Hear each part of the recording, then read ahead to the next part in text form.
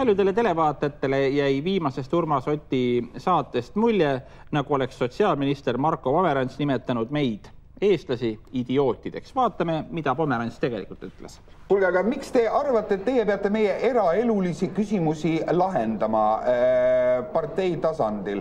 Kas me suitsetame, kas me 17-aastastena võime käia tänaval, kas me televiisorist võime vaadata õllereklaami ja nii edasi? Miks te arvate, et me oleme idioodid, kes vajavad teie suurepärase partei niisugust tuge oma elu seadmisel?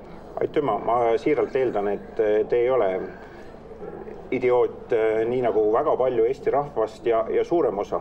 Nagu me kuulsime, Marko Pomerants ütles, et väiksem osa Eesti rahvast on idioodid. Ja see lause on minu arvates täiesti adekvaatne, tõepoolest suurem osa Eesti rahvast ei ole ju idioodid, väiksem osa on. See on täpselt, kuidas aru saada, et idioot saab aru muidugi niimoodi, et Marko Pomerants ütles, et nii nagu, et teie, härra Ott, ei ole idioot, nii nagu palju Eesti rahvast võib aru saada, võib ka teistmoodi aru saada. Ja ma arvan, et mõlemad variandid on õiged. Tegelikult idioot on väga palju.